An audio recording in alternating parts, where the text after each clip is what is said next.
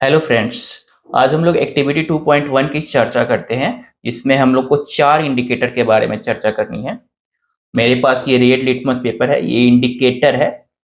Indicator उसे कहते हैं जो एसिड और बेस में डिफरेंट डिफरेंट कलर देते हैं और इससे हमको एसिड और बेस को पहचानने में हेल्प करते हैं। तो ये है हमारे पास रेड लिटमस पेपर, राइट। तो ये रेड लिटमस पेपर जो है, हम लोग रेड लिटमस पेपर देखेंगे, इस पे एसिड और बेस डालकर देखेंगे क्या होता है। और फिर हमारे पास ब्लू लिटमस पेपर है, दैट इज ब्लू। तो ब्लू लिटमस पेपर पे डाल के देखेंगे एसिड और बेस का क्या होता है। और फिर हमारे पास जो है फेनोल्फथैलीन है। फेनोल्फथैलीन में एसिड और बेस डालेंगे, या एसिड में फेनोल्फथैलीन या बेस डाल देंगे, तो उसको देखेंगे। एसिड में फेनोल्फथैलीन डालेंगे और बेस में फेनोल्फथैलीन डालेंगे और देखेंगे क्या होता है। हमारे पास मिथाइल ऑरेंज है, और उस पे हम लोग इसको एसिड और बेस में डाल के देखेंगे क्या होता है। तो बेसिकली हम लोग ये करते हैं। सबसे पहले हम लोग शुरू करते हैं ब्लू लिटमस पेपर से। तो ब्लू लिटमस पेपर पे मैं एसिड और बेस को डालूंगा, एसिड भी डालूंगा और बेस भी डालूंगा, और नोट करना क्या होता है। जो नोट हमारे आएंगे उसको हम लोग कर देंगे। हालांकि एक्सपेरिमेंट हम लोग कई बार कर चुके हैं, 6, 7, 8, 9, 10th में कर चुके हैं, 6, 7, 8, 9 में कर चुके हैं। ओके, सो हाँ, इस पे एसिड डालूंगा और बेस डालूंगा। ओके, तो ये मेरे पास हाइड्रोक्लोरिक एसिड है, हाइड्रोक्लोरिक इस पे डालूंगा। और ये मेरे पास बेस है, सोडियम हाइड्रोक्साइड, इसको इस पे डालूंगा और देखूंगा क्या होता है। हालांकि आप किसी भी एसिड से एक्सपेरिमेंट कर सकते हो, आपके पास नाइट्रिक एसिड, सल्फ्यूरिक एसिड या फिर एसिटिक एसिड या फिर जो भी हो, उससे आप कर सकते हैं। सिट्रिक एसिड जो लेमन में पाया जाता है, उससे भी कर सकते हैं। तो हम लोग सबसे पहले इसमें रेड लिटमस पेपर पे एसिड डाल के देखते हैं क्या होता है। इसका कुछ साइन चेंज होता है क्या, कुछ कलर चेंज होता है क्या।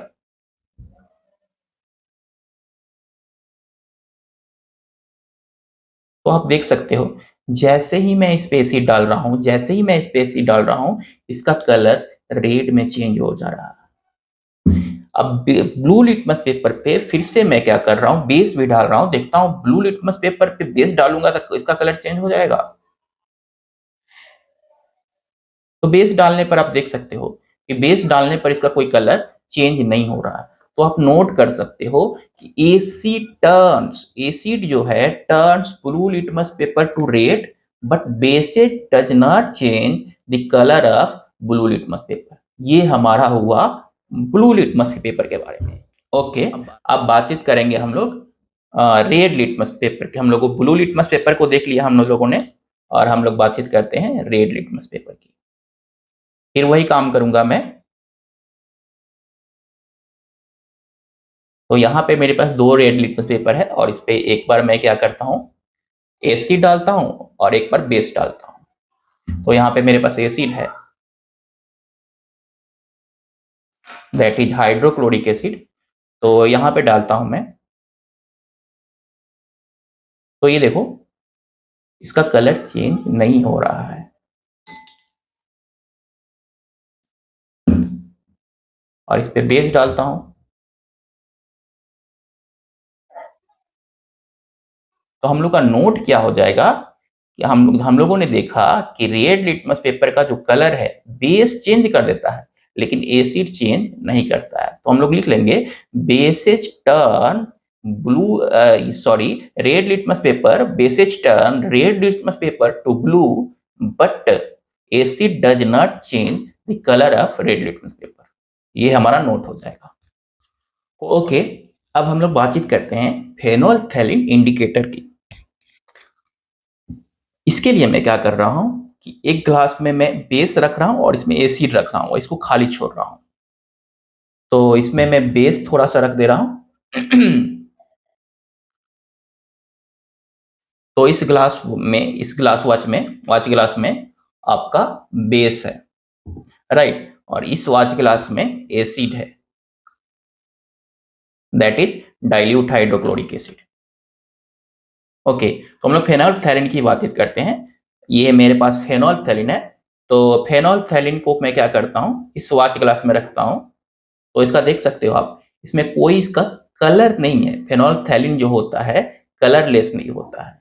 तो इस वाच ग्लास में रख रहा हूं, तो आपको नहीं दिख रहा, वाच ग्लास जैसा ही दिख रहा होगा, वाटर जैसा नहीं दिख रहा होगा, हो सकता है, लेकिन ये वाटर जैसा यहाँ पे मुझे दिख रहा है, तो इसका मतलब ये कलरलेस है। अब इसको मैं क्या करता हूँ, यहाँ पे हम लोगों ने इसमें बेस रखा था और इसमें डालता हूँ, बेस में डालता हूँ और देखता हूँ क्या होता है। तो आप देख सकते हो ये कैसा चेंज हो रहा है, और एसिड में डालता हूँ, देखता हूँ क्या होता है।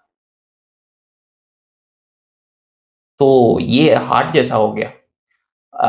आप देख सकते हो ये पिंक कलर का है, ये इसको पिंक हम लोग बोल सकते हैं। तो हमारा नोट क्या होगा, फेनोल्फथैलीन जो है कलरलेस होता है, और जब इसको हम लोग बेस में डालते हैं तो ये पिंक कलर देता है, और जब हम लोग इसको एसिड में डालते हैं तो कोई कलर नहीं देता है। तो हमारा ये नोट हुआ। ओके, अब हम लोग मिथाइल ऑरेंज की बातचीत कर लेते हैं। तो इसके लिए फिर मैं वही करूंगा, इसमें एसिड रख दे रहा हूँ और इसमें बेस रख दे रहा हूँ। तो इस वाच क्लास में एसिड रख रहा हूँ, कुछ एसिड के कुछ सैंपल रख रहा हूँ। तो ये डाइल्यूट हाइड्रोक्लोरिक एसिड है।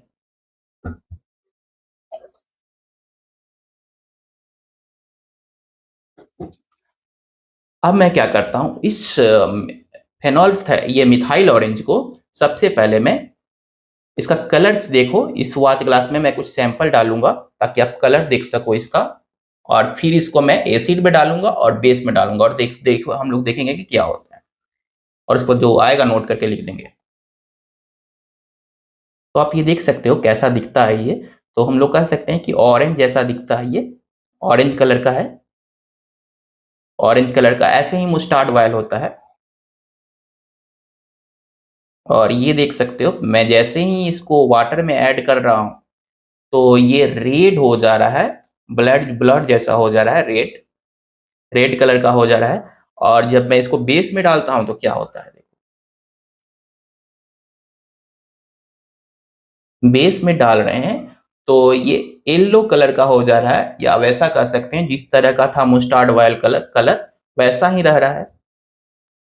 तो हम लोग नोट कर सकते हैं कि ये जो हमारा फेनोल्फथैलीन है, ये एसिड में येलो कलर देता है, और बेस में जो है, सॉरी, एसिड में रेड कलर देता है, और बेस में अगर इसको डालते हैं तो ये येलो दे देता है।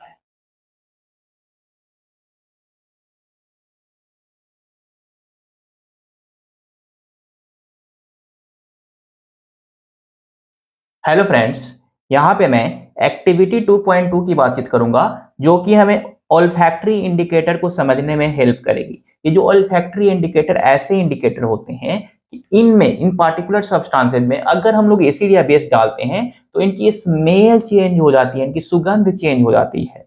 तो इनको हम लोग बोलते हैं ओल्फैक्टरी इंडिकेटर। यहाँ पे हम लोग बातचीत करेंगे सबसे पहले ओनियन जो ओल्फैक्टरी इंडिकेटर का काम करता है, इसकी बातचीत करेंगे। फिर हमारे पास ये है वैनिला। वैनिला जो होता है ये भी ओल्फैक्टरी इंडिकेटर का काम करता है। और ये हमारे पास है क्लोव ऑयल, लौंग का तेल। क्लोव ऑयल जो होता है ये भी हमारा ओल्फैक्टरी इंडिकेटर के तौर पे कार्य करता है। तो तीनों की बारी बारी से बातचीत करते हैं। सबसे पहले मैं ओनियन वाले ओल्फैक्टरी इंडिकेटर की बातचीत करता हूं। तो ये मेरे पास 2 कपड़े के स्ट्रिप है। एक्चुअली मैंने किया क्या था, इस जितने भी ये प्याज के हैं, फाइनली चॉप ओनियन है, प्याज है, इनको मैंने एक रुमाल से बांध के रखा था, टाइटली बांध के रखा था, और फिर रखा था उसको 1 दिन के लिए रखा था। और उसके बाद मैंने ये 2 छोटे छोटे काट लिए हैं, स्ट्रिप काट लिए हैं। और ये स्ट्रिप अगर मैं सूंघता हूं, अगर मैं ये सूंघ रहा हूं मेरे पास यहाँ पे, तो ये जो है स्ट्रिप जो है प्याज जैसा महक रहा है, जैसा ओनियन जैसे महकता है वैसा महक रहा है। वाजिब सी बात है, इसमें जो है ओनियन की रसें चली गई हैं, ओनियन की, तो ये महकता है। अब इन दोनों स्ट्रिप को मैं डाल देता हूं एसिड में, और एक को डालता हूं बेस में। ये मेरे पास एसिड है और ये मेरे पास बेस है। नेमली ये हमारे पास सल्फ्यूरिक एसिड है और ये हमारे पास सोडियम हाइड्रोक्साइड है। दोनों को इसमें डाल के बढ़िया से डिप करके और मैं एक बार लाता हूं और फिर से इसका मैं टेस्ट।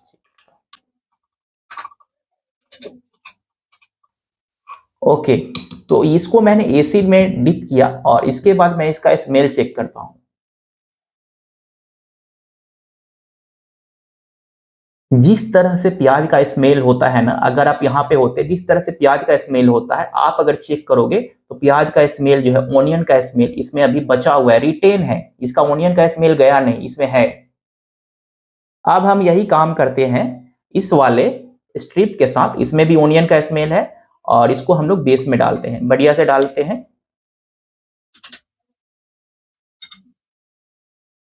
और फिर से इसको हम लोग स्मेल करते हैं और देखते हैं क्या होता है।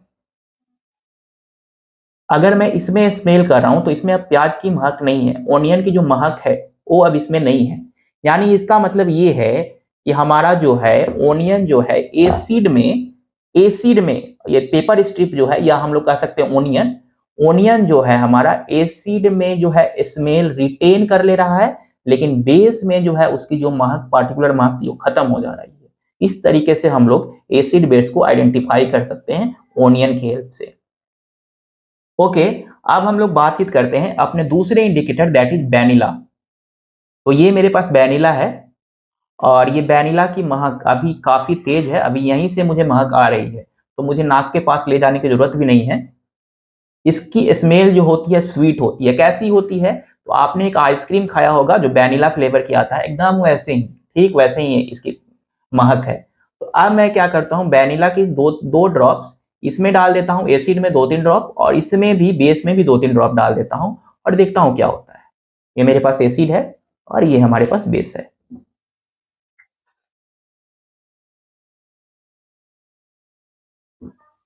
ऑल राइट, तो ये हमारी डिजायर ये होगी, अगर हम डिजायर ये थी कि हमने अगर वैनिला डाला है तो दोनों में वैनिला का फ्लेवर आना, वैनिला की महक आनी चाहिए। तो सबसे पहले तो मैं इसको बंद कर देता हूँ और उसके बाद दोनों को महकता हूँ, इन दोनों को। ओके, अब मैं एसिड वाले को महकता हूँ। इसमें जो है वैनिला की महक है, जिस तरह से वैनिला महक रहा था इसमें है। अगर चला के भी अगर कर रहा हूं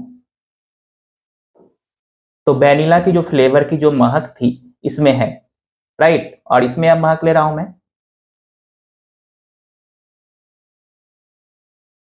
इसमें जो है वैनिला की महक नहीं है, वैनिला की जो स्मेल है वो खत्म हो चुकी है। यानी इसका मतलब ये है कि जो वैनिला है एसिड में एसिड में अपना जो स्मेल है रिटेन रखता है, और बेस में इसकी जो स्मेल होती है वो गायब हो जाती है। ओके, अब हम लोग तीसरे इंडिकेटर की बातचीत करते हैं, दैट इज क्लॉव वायल। ये मेरे पास क्लॉव वायल है, ये काफी छोटा है, ये मार्केट में हमें इतना ही मिला है। तो आप कह सकते हो, ऐसा मत सोच लेना कि गरीब हूँ, कह भी सकते हो गरीब हूँ, स्कूल वाले कम ही पैसा देते हैं, बहुत कम देते हैं। ओके, अब इसकी ये जो हमारी जो लॉन्ग होती है, ये क्लॉव होती है, इसकी एक ड्रॉप ही काफी है। एक ड्रॉप ही अगर हम लोग ले लेते हैं तो उसकी महक काफी अच्छी होती है, इतनी तेज होती है कि हम लोग सूंघ लेते हैं, सुगंध उसका मिलता है, राइट। तो इसकी दो दो ड्रॉप मैं इसमें डाल देता हूँ, एक ही ड्रॉप काफी है लेकिन मैं इसको दो दो ड्रॉप डाल देता हूँ इसमें।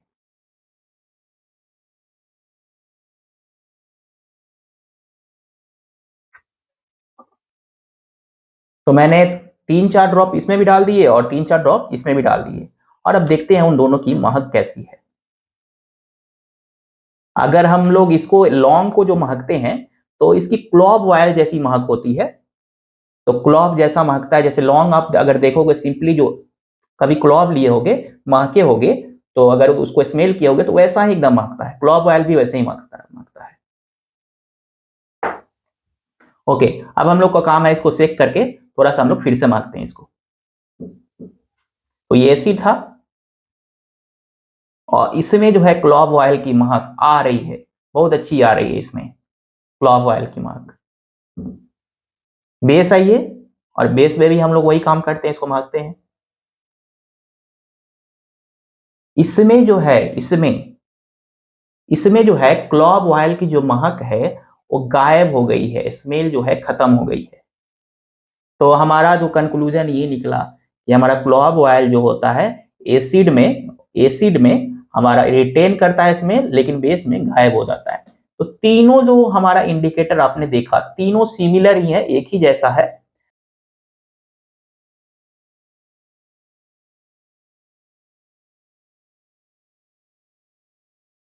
हेलो फ्रेंड्स, आज हम लोग जिंक का सल्फ्यूरिक एसिड के साथ रिएक्शन की बातचीत करेंगे। और ये क्लास टेंथ का एक्टिविटी 2.3 है। और ये एक्टिविटी बेसिकली हमें ये समझने में हेल्प करती है कि एसिड जो है, कोई एसिड मेटल के साथ कैसे रिएक्ट करता है, और रिएक्ट करता है तो क्या बनता है। तो देखते हैं इसको। हमारे पास ये जिंक ग्रेन्यूल्स है, राइट, जिंक ग्रेन्यूल्स है, और ये मेरे पास डाइल्यूट सल्फ्यूरिक एसिड है। तो इस बिकर में मैं कुछ डाइल्यूट सल्फ्यूरिक एसिड डाल दे रहा हूं।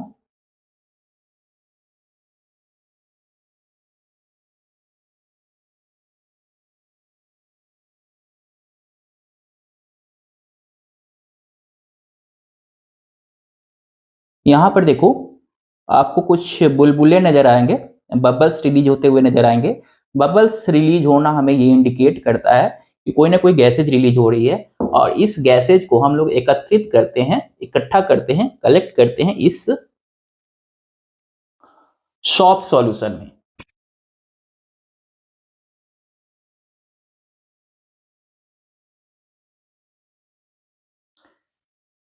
ओके, तो ये जो हमारे बबल्स है इसको मैं कलेक्ट कर ले रहा हूँ यहाँ पे, इस पे, और इसको मैं जलाने का प्रयास कर यहाँ पे एक बर्निंग कैंडल लाता हूँ और देखता हूँ क्या होता है।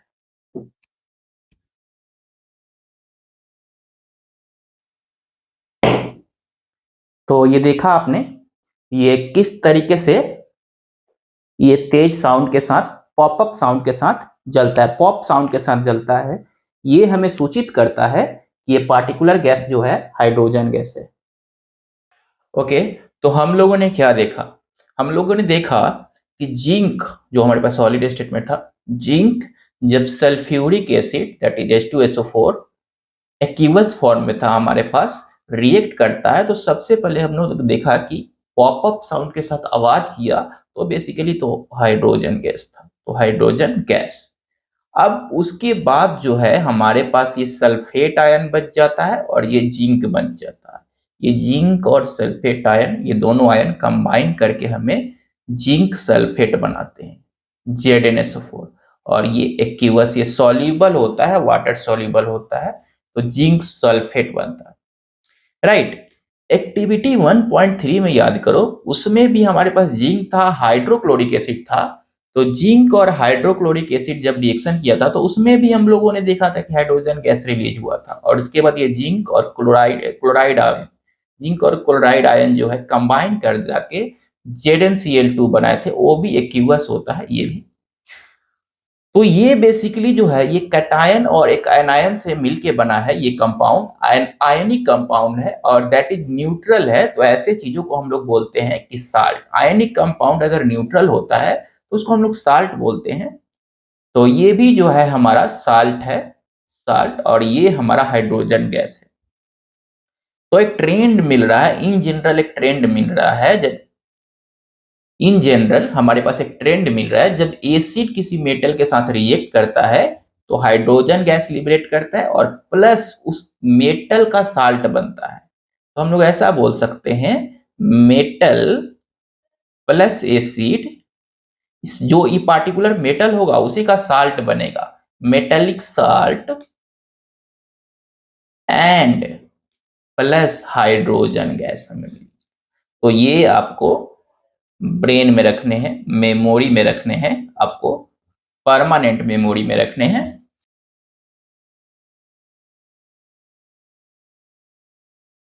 हेलो फ्रेंड्स, यहाँ पे हम लोग एक्टिविटी 2.4 को समझेंगे।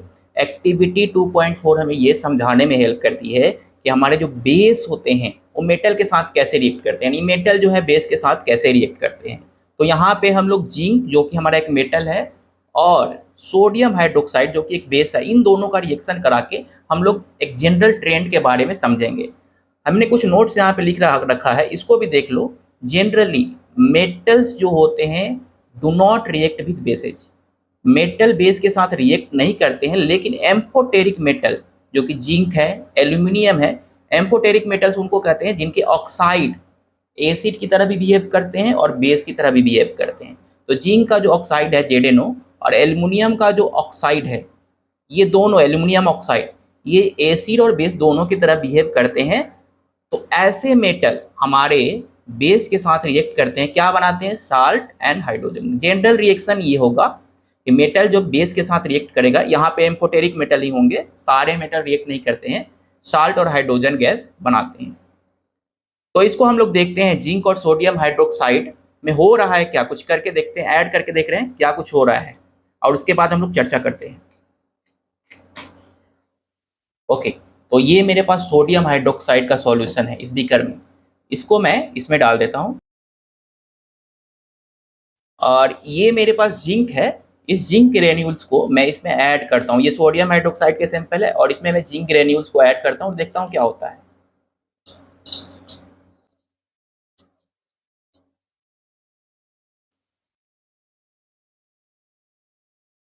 तो अगर देखोगे यहाँ पर, तो कोई बुलबुला नहीं निकल रहा है, कोई बबल्स नहीं रिलीज नहीं हो रहे हैं। तो पहली नज़र में आप ये कहोगे इसमें तो कोई रिएक्शन ही नहीं हो रहा है। तो सही बात है, हमारा जो मेटल जो होता है बेस के साथ रिएक्शन नहीं करता है, लेकिन अगर उसको हीट करते हैं तो देखते हैं क्या होता है। तो हमारे पास ये रिटोर्ट स्टैंड है और इसको हम लोग हीट करेंगे। ओके, ये मेरे पास सॉफ्ट सॉल्यूशन है, राइट।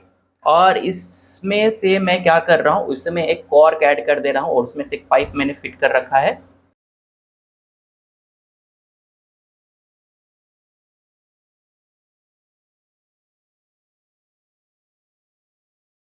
ओके, ये हमारे पास सैंपल है जिंक और सोडियम हाइड्रोक्साइड का, और ये एक कॉर्क है जिससे एक पाइप जुड़ा हुआ है। और ये पाइप इस हमारे जो है सॉफ्ट सॉल्यूशन में आ रहा है। अगर कोई गैसेज रिलीज होगी तो यहाँ पे कलेक्ट होंगे बबल्स। तो चलो इसको देखते हैं हीट करके।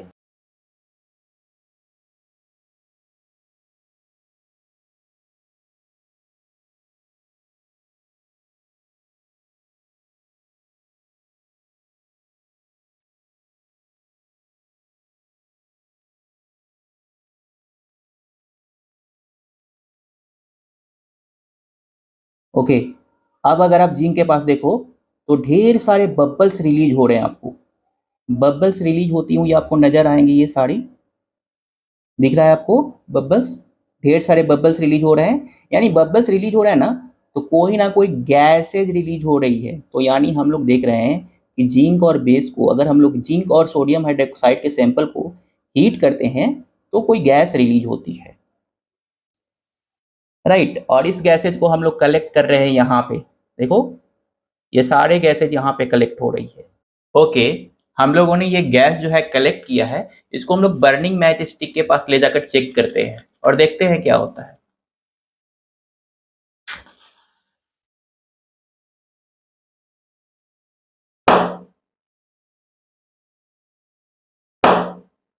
तो आपने देखा ये एक पॉपअप साउंड हुई और इसने पॉपअप साउंड के साथ जला।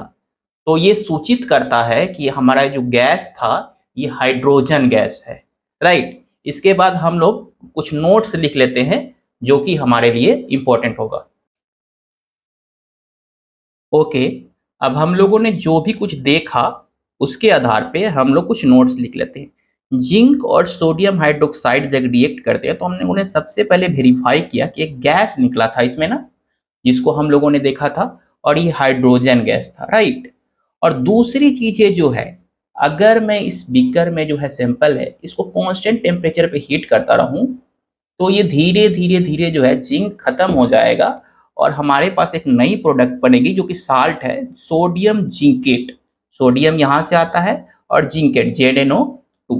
तो ZnO2 जो होता है इसकी वैलेंसी जो होती है 2-, यानी ये एक एनायन होता है और इस पे दो निगेटिव चार्ज होते हैं। तो ये हमारा प्रोडक्ट बनेगा सोडियम जिंकेट।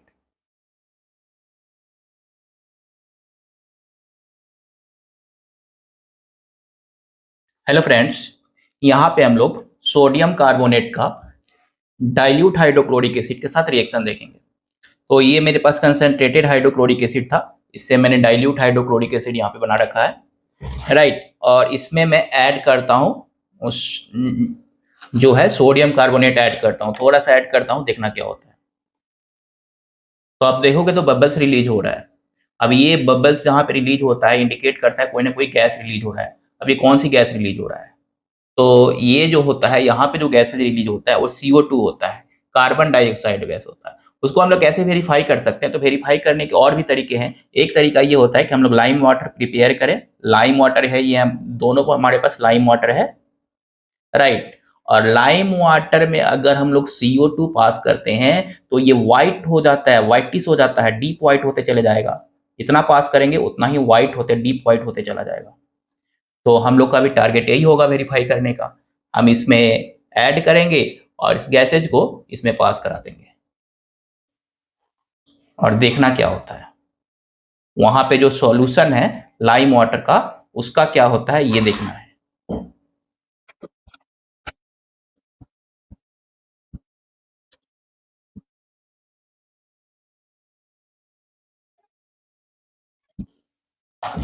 यहाँ पर देखोगे तो सोडियम कार्बोनेट जो है वैसा कोई सब्सटेंस नहीं है हमारा, ये बैनिश हो गया है और कोई पार्टिकल लाइक प्रिसिपिटेट नहीं बन रहा है। तो यहाँ पे जो होता है हमारा सोडियम क्लोराइड बनता है, सोडियम कार्बोनेट से और हाइड्रोक्लोरिक एसिड मिलके सोडियम क्लोराइड बन जाता है, जो कि एक्वियस फॉर्म में रहता है। और इन दोनों लाइम वाटर को अगर देखोगे आप, तो कंपेयर करोगे तो ये ज्यादा व्हाइटिश है, क्योंकि हम लोगों ने इसमें CO2 पास कराया तो ये ज्यादा व्हाइट हो गया। तो इसका मतलब ये है कि ये पार्टिकुलर गैस जो है CO2 है, इसको हम लोगों ने वेरीफाई भी कर लिया। ओके, अब हम लोग बातचीत करते हैं सोडियम बाइकार्बोनेट का हाइड्रोक्लोरिक एसिड के साथ रिएक्शन। ये मेरे पास हाइड्रोक्लोरिक एसिड है, डाइल्यूट हाइड्रोक्लोरिक एसिड, जो कि मैंने यहाँ से कंसंट्रेटेड हाइड्रोक्लोरिक एसिड से इसको बना रखा है, राइट। अब मैं क्या करता हूँ, इसमें सोडियम बाइकार्बोनेट ऐड करता हूँ, तो देखना क्या होता है।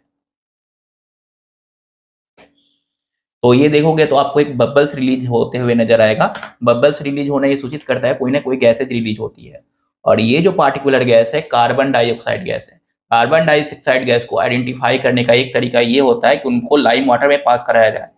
ये मेरे पास दोनों लाइम वाटर है। इनिशियली देखोगे तो ये पानी का कलर का दिखता है, कलरलेस दिखता है लगभग लगभग। और जैसे ही हम लोग इसमें CO2 पास कराते हैं तो ये व्हाइट कलर में चेंज होते जाता है, व्हाइट कलर में चेंज होते जाता है। दोनों सॉल्यूशन को देखो, अभी दोनों जो है यहाँ पे लाइम वाटर दोनों सेम कलर के हैं। और अब मैं क्या करूंगा, इसमें CO2 पास कराऊंगा एक में, क्योंकि ये गैस जो है, ये गैस जो पार्टिकुलर गैस है, इसको पास कराऊंगा और देखूंगा क्या होता है।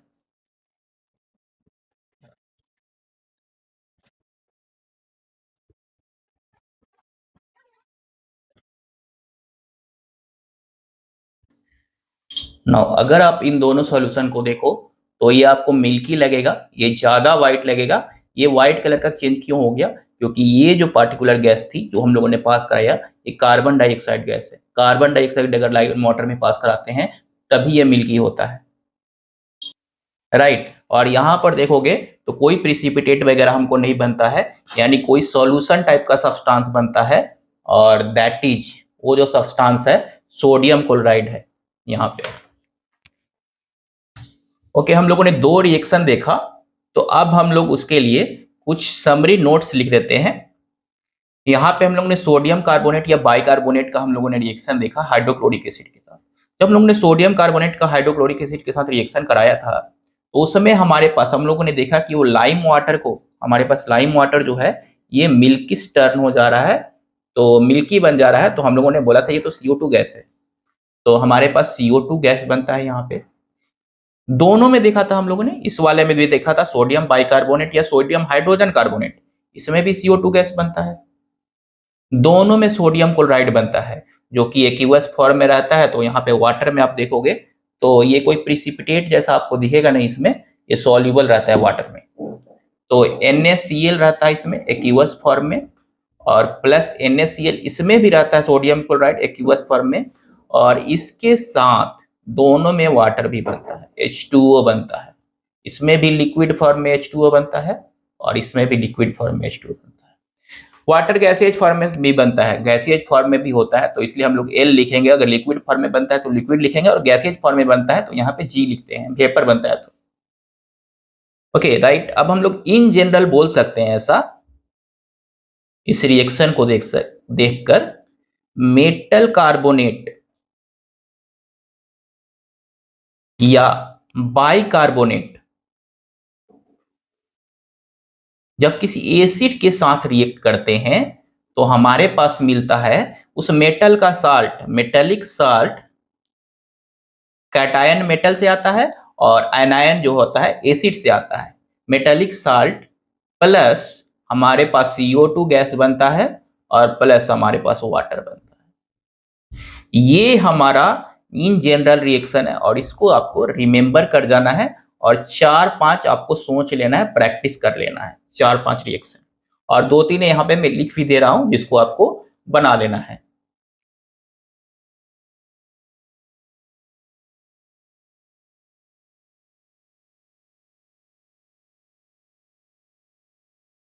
हेलो फ्रेंड्स, आज हम लोग क्लास 10 की एक्टिविटी 2.6 की चर्चा करते हैं। इसमें हम लोग को सोडियम हाइड्रोक्साइड का और हाइड्रोक्लोरिक एसिड का एक दूसरे के साथ रिएक्शन करवाना है। और ये एक्टिविटी बेसिकली हमको ये समझने में हेल्प करती है कि एसिड और बेस एक दूसरे के साथ कैसे रिएक्ट करते हैं और क्या बनाते हैं। ओके, तो इसके लिए मैं क्या करता हूँ, ये मेरे पास डाइल्यूट हाइड्रोक्लोरिक एसिड है, सॉरी ये मेरे पास एक टेस्ट ट्यूब है, और इस टेस्ट ट्यूब में मैं सोडियम हाइड्रोक्साइड ऐड कर दे रहा हूँ। ये मेरे पास सोडियम हाइड्रोक्साइड है, सोडियम हाइड्रोक्साइड। तो इसमें मैं कुछ सोडियम हाइड्रोक्साइड के सैंपल ऐड कर रहा हूँ। ओके, अब मैं क्या करता हूँ, इसमें मैं फेनोल्फथैलीन सॉल्यूशन ऐड कर रहा हूँ इस टेस्ट ट्यूब में, इस सोडियम हाइड्रोक्साइड के सैंपल में। तो हम लोग जानते हैं कि फेनोल्फथैलीन अगर बेस में ऐड करते हैं तो इसका कलर पिंक हो जाता है। तो ये हम लोग एक्टिविटी 2.1 से जानते हैं कि अगर हम लोग किसी भी बेस में फेनोल्फथैलीन ऐड करेंगे तो उसका कलर पिंक हो जाता है। और ये भी जानते हैं अगर न्यूट्रल सॉल्यूशन में अगर फेनोल्फथैलीन को ऐड करते हैं तो उसका कोई कलर नहीं होता है, कलरलेस रहता है न्यूट्रल सॉल्यूशन, कोई चेंज नहीं होता है। तो यहाँ पे मैं फेनोल्फथैलीन इसमें ऐड कर रहा हूँ और देखता हूँ क्या होता है। तो एज एक्सपेक्टेड, हम लोगों ने एक्सपेक्ट किया था कि इसका कलर जो है पिंक हो जाना चाहिए, तो इसका कलर पिंक हो गया। तो ये कलर पिंक है, राइट। अब मैं इसमें क्या करता हूं, धीरे धीरे डाइल्यूट हाइड्रोक्लोरिक क्लोरिक एसिड इसमें ऐड करता हूं और देखता हूं क्या होता है।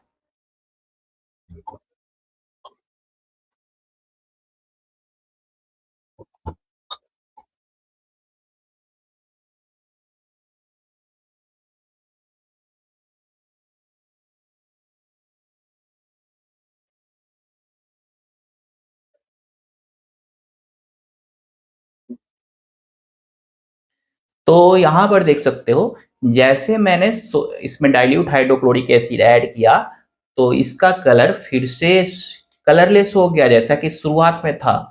तो इसका मतलब ये होता है कि ये जो एसिड जब मैंने ऐड किया, निश्चित रूप से जो बेस है उसके इफेक्ट को न्यूट्रलाइज कर दे रहा है। कुछ ऐसे न्यू सब्सटेंसेस बन रहे हैं जो न्यूट्रल होंगे, इसलिए इसका कलर जो है कलरलेस हो जाता है। क्योंकि हम लोग जानते हैं अगर फेनोल्फथैलीन कलरलेस वाटर में डालते हैं तो उसका कोई कलर चेंज नहीं होता है।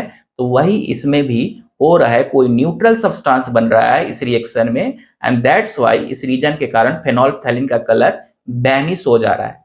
तो इसको हम लोग लिख सकते हैं, ऐसा कह सकते हैं, जब हम लोग सोडियम हाइड्रोक्साइड और हाइड्रोक्लोरिक एसिड को रिएक्ट कराया तो एक नया सब्सटेंस बन रहा है, that is salt.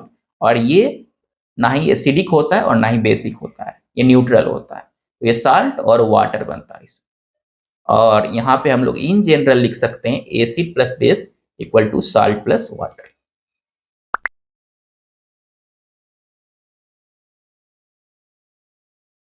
Hello friends, आज हम लोग कॉपर ऑक्साइड पाउडर और डाइल्यूट हाइड्रोक्लोरिक एसिड के बीच का रिएक्शन देखेंगे। ये डाइल्यूट हाइड्रोक्लोरिक एसिड है, राइट। इसके लिए मैं क्या करता हूँ, कॉपर ऑक्साइड के काफी थोड़ा सा सैंपल, थोड़ा सा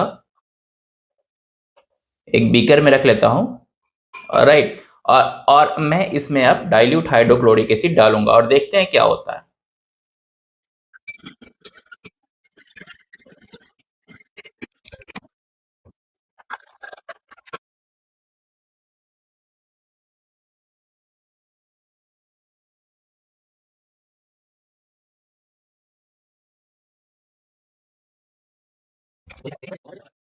ओके, तो अब आप ये देख सकते हो, ये जो हमारा सॉल्यूशन है ये ब्लू ग्रीन कलर का अपीयर हो रहा होगा, आपको भी अपीयर हो रहा होगा।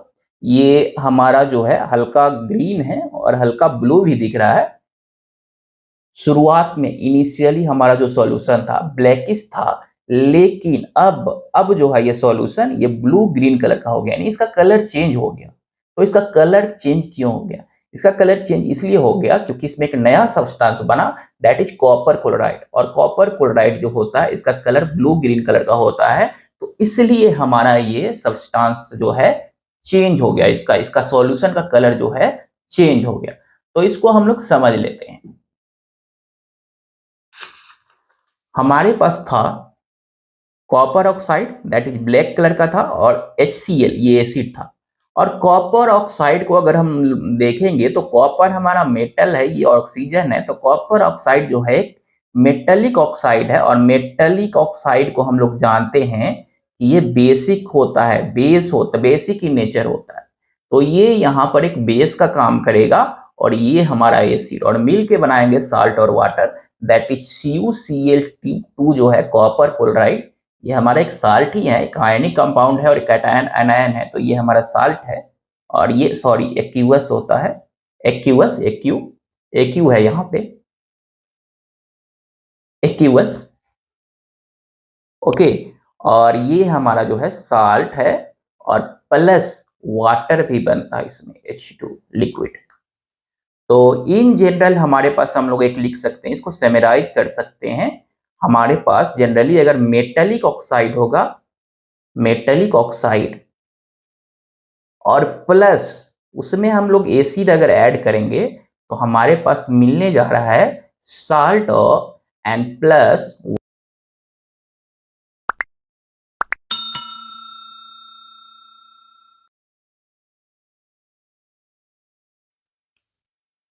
हेलो फ्रेंड्स, हेलो फ्रेंड्स, आज हम लोग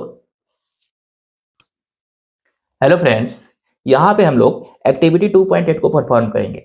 ये एक्टिविटी हमें ये समझाने में मदद करती है कि क्या सारे एसिड में कोई चीज़ है जो कॉमन है, और क्या सारे बेस में कोई चीज़ें हैं जो कुछ कॉमन है, राइट। और ये एक्टिविटी हमें एरेनियस, जो कि एक केमिस्ट थे, उनके एसिड बेस्ड डिफिनीशन को भी समझाने में हेल्प करती है, राइट। तो इसको हम लोग करते हैं। अब ये मेरे पास देखो, यहाँ पर ये हमारे पास कंसंट्रेटेड हाइड्रोक्लोरिक एसिड है, और उससे मैंने करस्पॉन्डिंग डाइल्यूट हाइड्रोक्लोरिक एसिड बना रखा है। उसी तरह से सल्फ्यूरिक एसिड से मैंने डाइल्यूट सल्फ्यूरिक एसिड बना रखा है।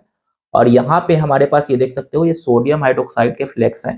तो सोडियम हाइड्रोक्साइड से मैंने ये डाइल्यूट सोडियम हाइड्रोक्साइड बना रखा है, राइट। और ये मेरे पास ग्लूकोज है, यहाँ पे देख सकते हो, और मैंने एथेनॉल यहाँ पे लेकर रखा, और ये मेरे पास डिस्टिल वाटर है। ओके, और ये मेरे पास जो है कंडक्शन टेस्टर है। कंडक्शन टेस्टर जो है हम लोगों ने 6, 7, 8 में कई बार बनाया था, राइट। और ये उसके दो फ्री इंड होते हैं, कंडक्शन दो फ्री इंड को अगर हम लोग करते हैं तो ये बल्ब ग्लो करता है। आप ये बल्ब, ये मैंने बल्ब प्रयोग कर रखा है। आप जो है इस तरह के बल्ब, जो छोटे छोटे बल्ब होते हैं एलईडी, आप उसका भी प्रयोग कर सकते हो, या थॉमस साहब का, जो एडिसन साहब का जो बल्ब था, उसका भी आप प्रयोग कर सकते हो, जो कि पीला कलर का जलता है, राइट। तो मैं यहाँ पे इस स्ट्रिप एलईडी को ले रहा हूँ क्योंकि थोड़ा ज्यादा ग्लो करता है, तो दिखाने में आसानी होगी, राइट। ओके, तो यहाँ पे डायरेक्टली टच करता हूँ तो आप देखो बल्ब ग्लो कर रहा है, काफी तेज ग्लो कर रहा है। और अब सबसे पहले हम लोग, ये हमारे पास डिस्टिल वाटर है, तो इसको हम लोग चेक करते हैं क्या ये बल्ब इससे ग्लो करता है। तो आप देख सकते हो, मैं इसको फिर दो फ्री इंड को डिप कर रहा हूँ, तो ये बल्ब नहीं ग्लो कर रहा है। इसका मतलब जो है डिस्टिल वाटर जो है इलेक्ट्रिसिटी को कंडक्ट कर पाने में असमर्थ है, यानी बल्ब नहीं ग्लो कर रहा है। यानी डिस्टिल वाटर जो है इलेक्ट्रिसिटी को कंडक्ट कर पाने में असमर्थ है, असक्षम है। ओके, अब हम लोग चेक करते हैं, राइट। ये सल्फी हमारा हाइड्रोक्लोरिक एसिड है। हाइड्रोक्लोरिक एसिड से देखते हैं तो क्या हाइड्रोक्लोरिक एसिड से बल्ब जलेगा या इलेक्ट्रिसिटी को कंडक्ट करेगा। तो आप देख सकते हो हाइड्रोक्लोरिक एसिड में दो फ्री को डिप कर रहा हूं, तो ये बल्ब ग्लो कर रहा है। इसका मतलब है हाइड्रोक्लोरिक एसिड से जो है इलेक्ट्रिसिटी का कंडक्शन हो रहा है, यानी हाइड्रोक्लोरिक एसिड जो है इलेक्ट्रिसिटी को कंडक्ट करता है। अब यहाँ पर अगर हम लोग सल्फ्यूरिक एसिड का चेक करें, तो आप देख सकते हो सल्फ्यूरिक एसिड भी जो है हमारा इलेक्ट्रिसिटी को कंडक्ट कर रहा है, क्योंकि बल्ब ग्लो कर रहा है। और अगर हम लोग इसका देखें सोडियम हाइड्रोक्साइड का, जो कि बेस है हमारा, तो बेस का देखते हैं, तो ये भी देख सकते हो बेस भी जो है इलेक्ट्रिसिटी को कंडक्ट कर रहा है। यानी ये यहाँ पे जो है बल्ब ग्लो कर रहा है तो इलेक्ट्रिसिटी को कंडक्ट कर रहा है। अब हम लोग इसका ग्लूकोज वाले के देख लेते हैं, स्टार्च वाले के देख लेते हैं। तो ये तो हमारे इलेक्ट्रिसिटी को कंडक्ट नहीं कर पा रहे, दो फ्री इनको डिप कर रहा हूँ, नहीं कर रहा है। एथेनॉल को देख लेते हैं, क्या ये इलेक्ट्रिसिटी को कंडक्ट कर पाने में समर्थ है। तो एथेनॉल भी जो है हमारे इलेक्ट्रिसिटी को कंडक्ट कर पाने में असमर्थ है। ओके, तो हम लोगों ने देखा कि एसिड जो है हमारा इलेक्ट्रिसिटी को कंडक्ट करता है, बेस कोई भी बेस ले लोगे तो कंडक्ट करता है। और ये हमारे पास दो अलग तरह के कंपाउंड है, जो कि ना ही एसिड है ना ही बेस है, ये कोवैलेंट कंपाउंड है, और ये जो है हमारे इलेक्ट्रिसिटी को कंडक्ट नहीं करते हैं। हम लोगों ने ये देखा था क्लास 8 में कि इलेक्ट्रिसिटी को वही कंडक्ट करते हैं जो हमारे सॉल्यूशन में आयंस को प्रोड्यूस करते हैं। हम लोगों ने सोडियम क्लोराइड को देखा था, तो सोडियम क्लोराइड जो साल्ट होते हैं वो आयन को प्रोड्यूस करते हैं, इसलिए वो इलेक्ट्रिसिटी को कंडक्ट करते हैं। तो इसका मतलब ये है कि एसिड भी हमारा कोई आयन प्रोड्यूस करता है, बेस भी हमारा कोई आयन प्रोड्यूस करता है और ये वाले कोई आयन प्रोड्यूस नहीं करते हैं। तो इसके लिए हम लोग कुछ नोट्स लिख लेते हैं, राइट? ओके, हम लोगों ने जो एक्टिविटी 2.8 में देखा उसको हम लोग समझ लेते हैं, एक्सप्लेन कर लेते हैं। Activity 2.8, what do all acid and all basis have in common? तो यहाँ पर देखो ये साल्ट सॉल्यूशन जो है, हम लोग ये जानते हैं कि साल्ट सॉल्यूशन जो है इलेक्ट्रिसिटी को कंडक्ट करता है क्योंकि वे जो है आयन प्रोड्यूस करते हैं वाटर में, सॉल्यूशन में। फॉर एग्जाम्पल के लेकर सोडियम क्लोराइड की बात करें तो ये Na प्लस और Cl माइनस आयन प्रोड्यूस करता है और यही कारण है कि हमारा इलेक्ट्रिसिटी कंडक्ट करता है। तो दो फ्री इंड थे ऐसे, उसको मैं अगर साल्ट सॉल्यूशन में डिप करता हूं तो ये जो कैटायन और एनायन होते हैं उन दो फ्री इंड के बीच में फ्लो करने लगते हैं, प्रवाह करने लगते हैं, जिसके कारण सर्किट कंप्लीट हो जाता है और हमारा बल्ब ग्लो करने लगता है। तो अगर हमारे सॉल्यूशन में कैटायन और एनायन प्रोड्यूस हो रहे हैं तो हमारा सर्किट कंप्लीट हो जाएगा और हमारा जो होगा बल्ब ग्लो करेगा और इलेक्ट्रिसिटी का कंडक्ट करेगा। हम लोगों ने देखा कि एसिड भी तो हमारे इलेक्ट्रिसिटी को कंडक्ट कर रहे थे, तो इसका मतलब एसिड भी जो है आयंस को प्रोड्यूस करते हैं हमारे सॉल्यूशन में और यही कारण है कि वो इलेक्ट्रिसिटी को कंडक्ट करते हैं। अगर हम लोग HCl सॉल्यूशन की बात करें तो ये हमारे H प्लस आयन और Cl माइनस आयन प्रोड्यूस करते हैं और यही कारण है कि ये दोनों जो है, ये HCl सॉल्यूशन जो है इलेक्ट्रिसिटी का कंडक्ट करता है और ये दोनों H प्लस आयन और Cl माइनस उन दो फ्री इंड के बीच में फ्लो करते रहता है, प्रवाह करते रहता है, जिसके कारण सर्किट कंप्लीट हो जाता है। अगर हम लोग सल्फ्यूरिक एसिड की बात करें, सल्फ्यूरिक एसिड सॉल्यूशन की, तो ये H प्लस आयन, ये भी H प्लस आयन और ये सल्फेट आयन प्रोड्यूस करते हैं। अगर नाइट्रिक एसिड की बात करें तो ये H प्लस आयन और नाइट्रेट आयन प्रोड्यूस करते हैं। तो अगर हम लोग सभी एसिड में देखें तो हाइड्रोजन इनमें कॉमन है और दूसरा ये कॉमन है कि ये जो है हम सब के सब एसिड H प्लस आयन देते हैं कैटायन के रूप में वाटर में। वाटर के रूप में वाटर में ये सभी के सभी कैटायन देते हैं। अब हम लोग बेस की बातचीत करते हैं, बेस की। तो जितने भी बेसेज हैं वो भी हमारे आयन प्रोड्यूस करते हैं और सारे के सारे कॉमन हाइड्रोक्साइड आयन प्रोड्यूस करते हैं solution. This OH minus ion is common in all bases. अगर हम लोग एग्जांपल की बातचीत करें तो हमारे पास है सोडियम हाइड्रोक्साइड की, अगर हम लोग लेते हैं सोडियम हाइड्रोक्साइड तो ये Na प्लस और OH माइनस प्रोड्यूस करते हैं और मैग्नीशियम हाइड्रोक्साइड की बात करें तो ये Mg2 प्लस और OH माइनस प्रोड्यूस करते हैं हाइड्रोक्साइड आयन। तो इसमें देखोगे तो हाइड्रोक्साइड आयन ये जो है कॉमन प्रोड्यूस करते हैं। हमारी तीसरी कैटेगरी थी कोवैलेंट कंपाउंड्स की, तीसरी category such as glucose, alcohol, acetone, ये भी एसीटोन भी ले सकते हैं। ये जो है किसी भी तरह के आयन प्रोड्यूस नहीं करते हैं और यही कारण है कि इलेक्ट्रिसिटी को कंडक्ट नहीं करते हैं। ओके, अब हम लोग लास्ट में बातचीत कर लेते हैं Arrhenius definition of acid and base. Arrhenius जो है, acid are the substances which dissociate in water and give H plus ion. तो जो H प्लस आयन देता है वाटर में उसको हम लोग एसिड बोलते हैं और जो OH माइनस आयन वाटर में देता है उसको हम लोग बेस बोलेंगे और यही है एरेनियस।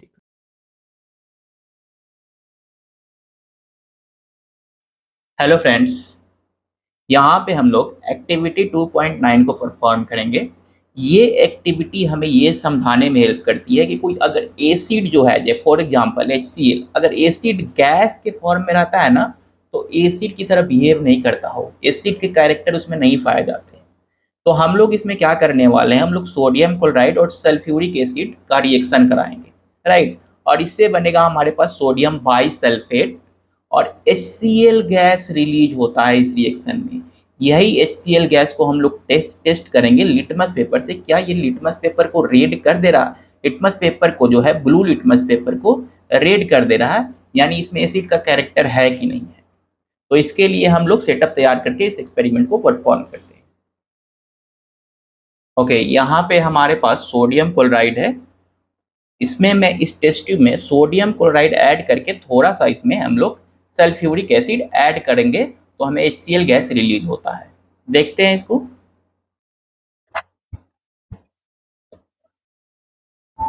तो यहाँ पर बिकर के नीचे में देखोगे तो एक गैस रिलीज हो रहा है और ये पार्टिकुलर गैस जो है HCl गैस है। ओके, अब ये जो HCl गैस रिलीज हो रहा है उसको हम लोग टेस्टिंग करते हैं। ये मेरे पास ड्राई लिटमस पेपर है, ब्लू लिटमस पेपर, और इसको मैं यहाँ पे ले जाता हूँ इसके इंड पे।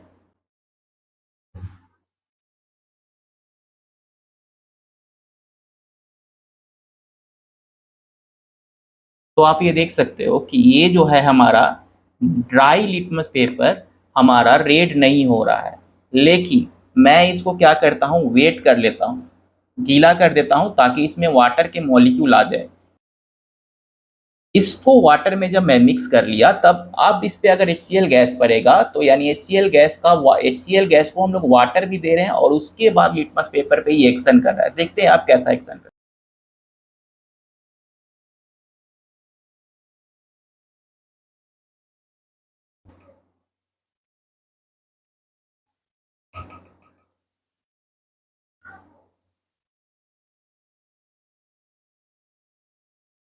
तो ये यहाँ पर देख सकते हो मैंने उसको HCl गैस को पास कराया, तो ये जो है ब्लू लिटमस पेपर हमारा रेड में कन्वर्ट हो जा रहा है। यानी ड्राई लिटमस पेपर पे ये रेड में कन्वर्ट नहीं हो रहा था, लेकिन ये जो हमारा ब्लू लिटमस पेपर अगर वेट कर देना है तो ये कन्वर्ट हो जा रहा है। तो इसको हम लोग समझ लेते हैं ऐसा क्यों हुआ। ओके, अब हम लोगों ने जो चीज देखा उसको हम लोग समझ लेते हैं। तो हमारा जो HCl गैस फॉर्मेट में था वो हमारा ब्लू लिटमस पेपर को, ड्राई ब्लू लिटमस पेपर को रेड कलर में नहीं चेंज किया, लेकिन वेट ब्लू लिटमस पेपर को रेड कलर में चेंज कर दिया। ऐसा क्यों हुआ? ऐसा इसलिए हुआ कि एसिड जो है, कोई भी एसिड अगर बिना वाटर के, अगर ड्राई फॉर्मेट में रहे, बिना वाटर के H+ आयन ही प्रोड्यूस नहीं करता है। अगर H+ आयन नहीं प्रोड्यूस करेगा तो उसमें एसिड का कैरेक्टर ही नहीं होगा। तो यही कारण है कि हमारा ये ड्राई लिटमस पेपर को HCl गैस रेड नहीं कर रहा था, लेकिन वेट लिटमस पेपर को रेड कर दे रहा था। सिमिलरली बेसेज भी हमारा बिना वाटर के, without water, hydroxide ion produce नहीं करते हैं। तो हम लोग ऐसा लिख सकते हैं, acid do not show it's character without water. Loosely speaking हम लोग कह सकते हैं एन एसिड जो है एसिड ही नहीं है बिना वाटर के।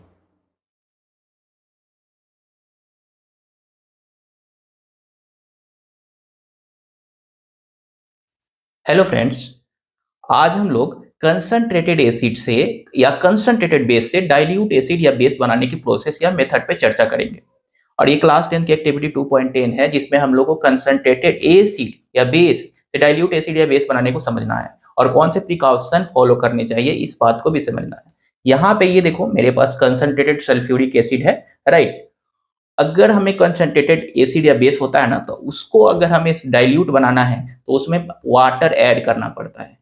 यानी कंसंट्रेटेड एसिड या बेस में हमको वाटर मिक्स करना पड़ता है, तभी जाके वो डाइल्यूट होता है। तो इसके दो तरीके हैं, वाटर ऐड करने के दो तरीके हैं। पहला तरीका ये है कि हम थोड़ा सा वाटर ले लेते हैं, राइट। इस वाटर में मैं कंसंट्रेटेड एसिड ऐड कर दूंगा, ये adding concentrated acid in water, और तब डाइल्यूट एसिड बन जाएगा। दूसरा तरीका ये है कि मैं क्या करूंगा, ये मेरे पास कंसंट्रेटेड एसिड है, इसमें इसमें मेरे पास कंसंट्रेटेड एसिड है, राइट। और इस कंसंट्रेटेड एसिड में वाटर ऐड कर दें। तो दोनों तरीका से हो सकता है। कौन सा तरीका हम लोग को फॉलो करना चाहिए? इसके लिए सबसे पहले हम लोग मेथड नंबर 1 पे बातचीत करेंगे, जिसमें हम लोग वाटर में एसिड ऐड करेंगे। तो इसके लिए मैं एक थर्मोमीटर इसमें इंसर्ट कर दे रहा हूं। अब मैं थर्मोमीटर इसलिए इंसर्ट कर रहा हूं ताकि हमको टेम्परेचर का भी अध्ययन हम लोग को पता चले, हीट वगैरह रिलीज होगा तो इसकी जानकारी हम लोग को उससे मिल जाएगी। तो इसकी टेम्परेचर जो है 23 डिग्री सेल्सियस है। और अब मैं क्या करता हूँ, ये आपको दिख रहा होगा 23, रेड जो कॉलम है, रेड कॉलम कॉलम वो आपको दिख रहा होगा 23 डिग्री सेल्सियस है। और अब मैं इसमें धीरे धीरे वाटर ऐड करता हूँ और देखता हूँ, धीरे धीरे कंसंट्रेटेड सल्फ्यूरिक एसिड ऐड करता हूँ और देखता हूँ क्या होता है।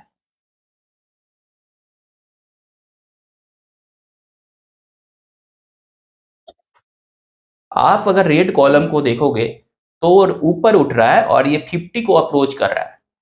ऐसा क्यों? ऐसा इसलिए कि ये जो हम लोग डाइल्यूट एसिड बनाते हैं तो इस प्रोसेस को हम लोग कहते हैं डाइल्यूशन। डाइल्यूशन में हमारा हीट रिलीज होता है, यहाँ पे हमारा हीट रिलीज हो रहा है और ये हमें हॉट फील होने लगता है, हॉट फील हो रहा है।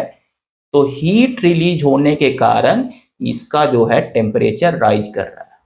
तो हम लोग ये समझे कि डाइल्यूशन जो है हमारा, डाइल्यूशन एसिड या बेस दोनों को डाइल्यूट करेंगे तो हमें हीट रिलीज होगा। अब हमारे पास जो है यहाँ पे एसिड है, एसिड में अगर वाटर ऐड करते हैं तो टेम्परेचर उस समय जो होती है 100 डिग्री सेल्सियस के करीब हो जाती है। अगर मैं इसमें वाटर ऐड करता हूं तो इसमें 100 डिग्री सेल्सियस टेम्परेचर हो जाएगी और इससे कारण क्या होगा, स्टीम बनेगा, धुएं निकलेंगे और एसिड के छिटके भी, एसिड जो है उस जो मिक्सचर होंगे उसके मिक्सचर के छिटके जो है वो टेबल पे या स्किन पे पड़ सकते हैं। तो इसको हम लोग करके देखते हैं। मैंने कम ले रखा है, मैंने बहुत कम सैंपल ले रखा है, इसलिए मैं सिर्फ स्टीम तक ही पहुंचूंगा। मैं ये छिटके नहीं निकालूंगा ताकि टेबल वगैरह स्किन वगैरह पर ना पड़े। तो देखा आपने, ये स्टीम निकला। स्टीम इसलिए निकला कि इस समय टेम्परेचर जो इसकी काफी हाई हो जाती है, 100 डिग्री सेल्सियस हो जाती है, जिसमें वाटर बॉइलिंग कंडीशन में चला आता है। तो ये आप देख सकते हो, स्टीम जो है रिलीज हो रहा है, तो इस समय इसकी टेम्परेचर काफी हाई हो जाती है। और यही कारण है कि अगर कंसंट्रेटेड एसिड में हम लोग वाटर ऐड करते हैं तो वो जो होता है डेंजरस होता है हमारे लिए। और इसकी टेम्परेचर हम लोग देख लेते हैं एक बार।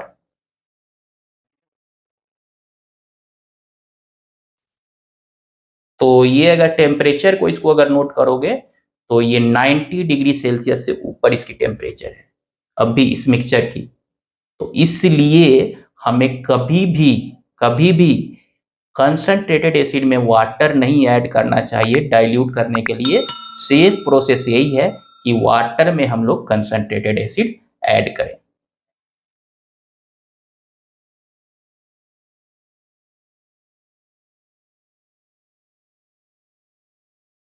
ये हमारे पास दो जो है पीएच पेपर है जो कि येलो कलर का है, आप देख सकते हो। और इस पे हम लोग डिफरेंट डिफरेंट सॉल्यूशन के डालने के बाद इसका कलर चेंज को देखेंगे। और यहाँ पे ये एनसीईआरटी का बुक है। अगर हम लोग कोई सॉल्यूशन डालते हैं इस पीएच पेपर पे और अगर इसका कलर डार्क रेड हो जाएगा तो हम लोग वो बोलेंगे इसका पीएच 0 है और ये बहुत ज्यादा एसिडिक है, सबसे ज्यादा एसिडिक है। और यहाँ पे अगर हम लोग ऐसा सॉल्यूशन डालते हैं जिसके बाद इसका कलर जो है ब्लू हो जाए, डार्क ब्लू, तो हम लोग बोलेंगे ये बेसिक है और इसका पीएच 14 है। अगर हम लोग ऐसा सॉल्यूशन डालते हैं कि इसका पीएच, इसका जो कलर जो है ग्रीन हो जाए, तो हम लोग बोलेंगे इसका पीएच 7 है और ये न्यूट्रल है। उसी तरह से ये करेस्पॉन्डिंग बाकी सारे कलर को है। तो डिफरेंट डिफरेंट ये मटेरियल्स, ये सब्सटेंसेस हम लोग पीएच पेपर पे डालते हैं और एक एक करके सबका हम लोग देखते हैं, राइट। ये मेरे पास 1 मोलरिटी का 1 m कंसंट्रेटेड हाइड्रोक्लोरिक एसिड है और ये काफी डाइल्यूट एसिड है, डाइल्यूट हाइड्रोक्लोरिक एसिड है। दोनों को इस पे डालते हैं और देखते हैं क्या होता है।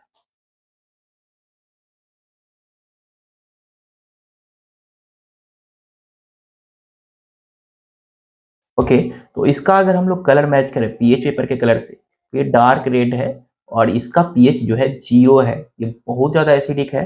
और ये जो है अगर इसका मैच करते हैं तो ये 4 के करीब है, तो ये उससे कम एसिडिक है। ओके, नाउ हम लोग बातचीत करते हैं लेमन जूस की और टोमेटो वाटर की। दोनों को इस पे डालते हैं और देखते हैं क्या होता है।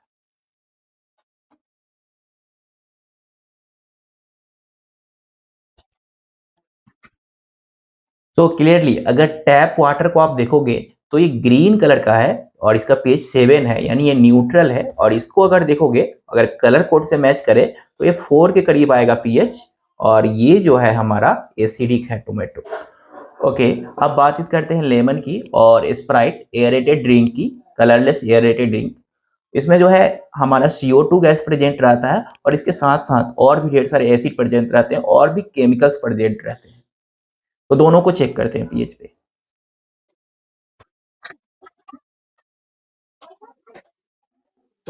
सो अगर इसको लेमन जूस को देखते हैं और इसको पीएच पेपर के कलर से मैच करें तो ये 3 के करीब है, 3 के करीब है, पीएच 3 के करीब है। और इसको अगर हम लोग देखते हैं तो पीएच 3 और 4 के करीब है, यानी 4 के करीब है लगभग, अगर कलर को देखते हैं तो। ओके, ये मेरे पास 1 मोलरिटी का सोडियम हाइड्रोक्साइड है, यानी कंसंट्रेटेड सोडियम हाइड्रोक्साइड है NaOH, और ये जो है हमारे पास वेरी डाइल्यूट सोडियम हाइड्रोक्साइड है। दोनों को इस पे डालते हैं और देखते हैं क्या होता है।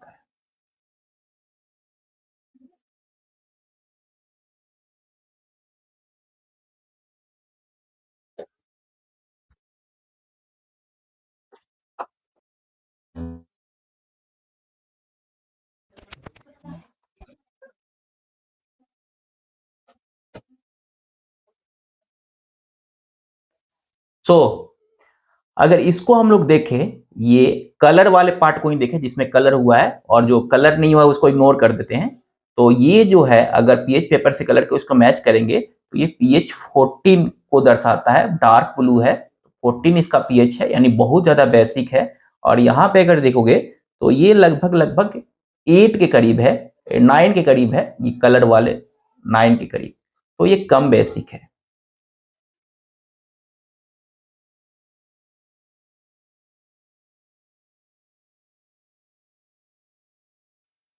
हेलो फ्रेंड्स, यहाँ पे हम लोग एक्टिविटी 2.12 को परफॉर्म करेंगे। ये एक्टिविटी हमें ये समझने में हेल्प करती है कि जो हमारा मिट्टी होता है उसकी पीएच कितनी होनी चाहिए, ताकि हमारा जो पौधे होते हैं, पेड़ पौधे होते हैं, उनका अच्छा ग्रोथ हो सके, अच्छा ग्रोथ और डेवलपमेंट हो सके। ओके, तो इसको हम लोग परफॉर्म करते हैं। यहाँ पे मेरे पास देखोगे तो ये रेड लिटमस पेपर है, और ये कुछ ब्लू लिटमस पेपर की स्ट्रिप है, और ये हमारे पास पीएच पेपर है, और ये फिल्टर पेपर है, और ये हमारे पास जो है वाटर है। अब मैं इस मिट्टी का थोड़ा सा जो है इसमें डाल लेता हूँ, वाटर में मिक्सचर बना लेता हूँ। जो भी हमारे एसिड या बेस होते हैं वो वाटर सॉल्युबल होते हैं। तो जो भी हमारे मिट्टी में अगर एसिड या बेस होंगे, अगर मैं इसको चलाऊंगा मिक्सचर को, तो ये वाटर में सॉल्युबल हो जाएंगे। तो मैं इसको चला भी देता हूं। तो जो हमारे एसिड या बेस होंगे इस पानी में सॉल्युबल होंगे होंगे और मैं इस पानी को फिल्टर कर लेता हूं। इस पानी को फिल्टर कर लेने के बाद जो आता है उसको हम लोग फिल्टरेट बोलते हैं। तो ये मेरे पास जो है इसको हम लोग क्या बोलते हैं, इसको फिल्टर पेपर बोलते हैं। और इसको हम लोग 6 में ही पढ़े हैं, इसको हम लोग कैसे फनेल बनाते हैं इससे।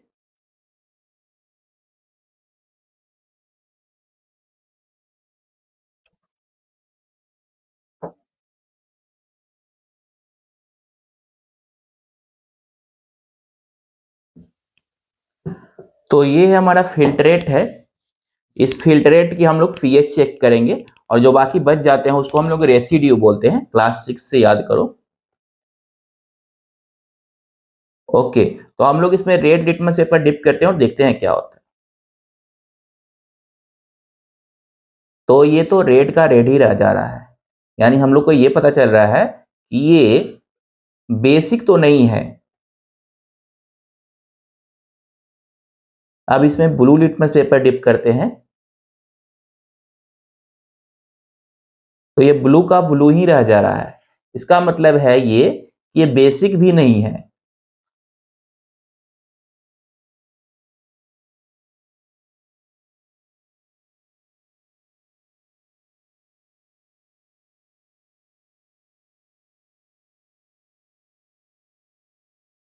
ये यहाँ पर देख सकते हो, ये ग्रीन हो गया 2 मिनट के बाद। तो हमारा ये सूचित करता है कि जो हमारा फिल्ट्रेट है ये न्यूट्रल के करीब है, 7 के करीब है। तो हमारी जो सॉइल होती है उसकी जो पीएच होनी चाहिए, ना ही एसिडिक होनी चाहिए ना ही बेसिक होनी चाहिए, ये 7 के करीब है, 7 के अप्रॉक्स होना चाहिए। तो हमारा सॉइल का ग्रोथ एंड डेवलपमेंट बढ़िया होना।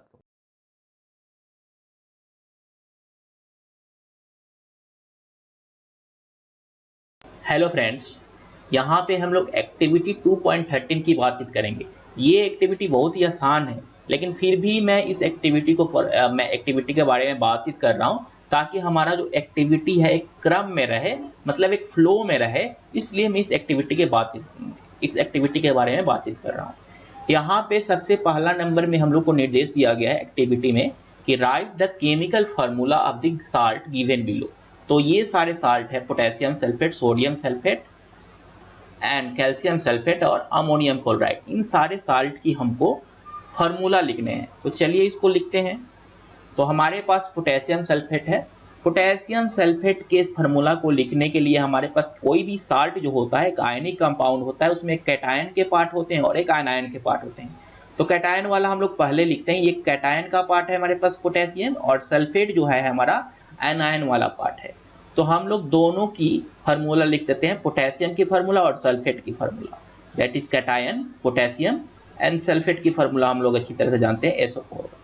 उसके ठीक ऊपर उसकी हम लोग वैलेंसी लिखते हैं, पोटेशियम की वैलेंसी 1 और सल्फेट की वैलेंसी 2, और उसके बाद हम लोग क्रॉस मल्टीप्लाई कर देते हैं और इसको हम लोग सबस्क्रिप्ट के तौर पे लिखते हैं, जो कि हमारा फाइनल केमिकल फार्मूला होता है। तो हमारा फाइनल केमिकल फार्मूला हो जाएगा K2SO4। ओके, सोडियम सल्फेट का भी हमारा उसी तरीके से होगा। कैल्शियम सल्फेट का मैं लिख देता हूँ। कैल्शियम का हमारा ये कैटायन वाला पार्ट पहले लिखा जाता है, सल्फेट उसके बाद एनायन वाला पार्ट। तो कैल्शियम हमारा हो गया और सल्फेट हमारा हो गया। उसके ठीक ऊपर उसकी वैलेंसी लिखेंगे 2 तो इसको इससे और इसको इससे, तो Ca2 और SO4 दैट इज SO4 का होल 2, और ये 2 फाइनली कैंसिल आउट हो जाएंगे और फिर हमें मिलेगा CaSO4 फाइनली। मैग्नीशियम सल्फेट का भी उसी तरह से, मैग्नीशियम की वैलेंसी 2, सल्फेट की वैलेंसी 2 और उसके बाद MgSO4 हो जाएगा। कॉपर सल्फेट, कॉपर की हमारे पास होती है Cu और सल्फेट की जो होती है SO4। कॉपर की वैलेंसी 1 भी होती है और 2 भी होती है। हम लोग जो है सल्फेट के केस में वैलेंसी 2 लेते हैं। जनरली कॉपर की वैलेंसी हम लोग अधिकांशतः जगह पे 2 ही लेते हैं। तो ये कॉपर और सल्फेट हो गया, इन दोनों को हम लोग मल्टीप्लाई कर देंगे और सबस्क्रिप्ट के तौर पे लिख देंगे, दैट इज Cu2SO4 होल 2, और ये 2 कैंसिल आउट हो जाएंगे और फाइनली हमारे पास मिलेगा CuSO4। सोडियम क्लोराइड की अगर हम लोग बातचीत करें तो सोडियम की वैलेंसी, सोडियम होता है Na और क्लोरीन को, क्लोराइड को हम लोग Cl लिखते हैं, राइट। क्लोराइड, इसकी भी वैलेंसी 1 और क्लोराइड की वैलेंसी 1, दोनों को हम लोग क्रॉस मल्टीप्लाई करेंगे तो हमारे पास मिलेगा NaCl। सोडियम नाइट्रेट, सोडियम की जो हमारा फार्मूला है ये Na होगा, नाइट्रेट का फार्मूला NO3, और इन दोनों की वैलेंसी ऊपर में हम लोग लिख देंगे, दैट इज नाइट्रेट का भी वैलेंसी 1 होता है, सोडियम का भी वैलेंसी 1 होता है। तो हमारे पास एक कंपाउंड बनेगा दैट इज सोडियम Na, और 1 रहता है, 1 ही सबस्क्रिप्ट यहाँ पे लिखना है, तो 1 को हम लोग लिखते नहीं है, छोड़ देते हैं। सोडियम का 1 एटम है, ये अगर कुछ भी नहीं लिखते हैं तो सोडियम का 1 एटम है, हमको पता चल ही रहा है, NaNO3। Sodium carbonate that is Na, और कार्बोनेट का CO3, इसकी वैलेंसी 2 और इसकी वैलेंसी यहाँ पे 1, तो ये 2 से मल्टीप्लाई और फाइनली ये जो होगा हमारा 1 से, तो हमारे पास हो जाएगा Na2। यहाँ पे 2 एटम होंगे, 2 हमारे एक मॉलिक्यूल में सोडियम के 2 एटम होंगे, तो यहाँ पे हम लोग लिखा करेंगे 2 को हम लोग लिखते हैं, और CO3 कार्बोनेट, होल कार्बोनेट एक ही है, ये रेडिकल जो है particular group of atom CO3 एक ही है इसका पार्ट, तो हम लोग एक को लिखते नहीं। तो ये समझ में आया। और देखते हैं हमारे पास एक है अमोनियम क्लोराइड। तो अमोनियम का जो होता है हमारे पास फार्मूला होता है NH4 और इसकी वैलेंसी 1 होती है, और क्लोरीन की वैलेंसी 1 होती है, तो ये फाइनली हमारे पास बन जाएगा NH4Cl। तो ये तो बहुत ईजी है, ये बस हमें वैलेंसी याद करने थे, सिंबल याद करने थे, जो एलिमेंट है उनके सिंबल याद करने थे, रेडिकल है उनके हमको फार्मूला याद करने हैं, और फिर ये सारे हम लोग बहुत आसानी से लिख सकते हैं। अब आते हैं हम अपने दूसरे पार्ट में, जो बोलता है ना कि हम identify the acids and bases from which the above salt में बी ऑब्टेन। ये जो पार्टिकुलर साल्ट है हमारा, जैसे कि पोटेशियम सल्फेट, तो हम लोग जानते हैं कि साल्ट जो बनता है, एसिड बेस रिएक्ट करते हैं तो साल्ट बनता है। तो ये पार्टिकुलर साल्ट कौन सा एसिड और कौन सा बेस जो है रिएक्ट किया होगा तो ये पार्टिकुलर साल्ट बना होगा, ये हमसे पूछा जा रहा है। तो चलो इसकी चर्चा करते हैं। तो हमारे पास अगर एसिड है, एक एसिड है, बेस है, तो हम जानते हैं कि साल्ट और वाटर बनता है। कोई भी एसिड होता है उसमें हाइड्रोजन प्रेजेंट होता है, तो हम लोग तो लिख सकते हैं HX के फॉर्म में, और यहाँ पे जो X होता है ना, ये एनायन होता है, जैसे HCl, तो यहाँ पे Cl एनायन है, H2SO4 तो हमारे पास यहाँ पे सल्फेट आयन के फॉर्म में है, हाइड्रोजन जो है कैटायन के फॉर्म में है। उसी तरह से हमारे बेस जो होता है उसको लिखा जा सकता है जनरली MOH के फॉर्म में। यहाँ पे जो M होता है ये कैटायन होता है और हाइड्रोक्साइड वाला पार्ट एनायन होता है। जैसे कि हमारे पास NaOH तो Na कैटायन हो गया, ये एनायन हो गया। तो हमारे पास साल्ट बनता है, दैट इज ये साल्ट जो होता है यही M और यही X मिलके बनता है, MX, यही साल्ट हमारा होता है। तो हमने यहाँ पे लिख रहा है कि M इज कैटायन है और it means that anion comes, anion जो होता है हमारे एसिड से आता है और कैटायन जो होता है हमारा बेस से आता है, ये ध्यान में रखने हैं। और इसके बाद हम लोग इन सारे चीज़ों को हम लोग आसानी से कर सकते हैं। जैसे कि हमसे पूछ रहा है सबसे पहला पोटेशियम सल्फेट किससे बना होगा, तो सल्फेट हम लोग जानते हैं ये एनायन है तो ये एसिड से आता है। तो हम लोग कहेंगे कि ये पोटेशियम सल्फेट जो है ये सल्फ्यूरिक एसिड से आया होगा, H2SO4। और ये पोटेशियम जो है ये हमारा कैटायन बेस से आता है तो हम लोग इसको कहेंगे ये हमारा ये जो होगा सोडियम, ये पोटेशियम हाइड्रोक्साइड से आया होगा। तो आप होप इसको आप बात समझ रहे होगे। यहाँ पे जो X है ये एनायन है, एनायन एसिड से आता है और कैटायन जो है बेस से आता है। उसी तरह से अगर हमारे पास सोडियम सल्फेट है तो अब पूछा जा रहा है कि सोडियम सल्फेट चलो बता दो कि ये कैसे बना होगा, कौन सा एसिड होगा, कौन सा बेस होगा इसमें। तो हम लोग ये एनायन वाले पार्ट देखो तो एनायन जो होता है हमारा एसिड से आता है तो कौन सा एसिड होगा, H2SO4 होगा। कैटायन क्या है, सोडियम है तो हमारे पास सोडियम होगा, NaOH। अब हम लोग करेंगे इसमें तो हमारा साल्ट जो बनेगा यही बनेगा साल्ट। हालांकि हमने उल्टा लिखा है लेकिन मैं सिर्फ ये इंगित करना चाह रहा हूँ कि एसिड और बेस बता रहा हूँ। तो ये हमारा उसका एसिड है और ये उसका बेस है। फिर अगर पूछा जाए कैल्शियम सल्फेट तो ये भी इजी है सर। सोडियम नाइट्रेट की हम लोग बातचीत कर लेते हैं तो NaNO3।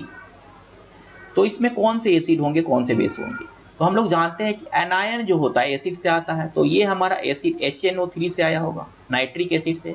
और ये सोडियम जो है हमारा सोडियम हाइड्रोक्साइड से आया होगा। तो ये भी बहुत इजी है कि कौन सा एसिड और कौन सा बेस रिएक्ट किए होंगे। तो ये पार्टिकुलर जो है हमारा ये सारे पोटेशियम सल्फेट, सोडियम सल्फेट और कैल्शियम सल्फेट बने होंगे, ये लिखना है सभी आपको।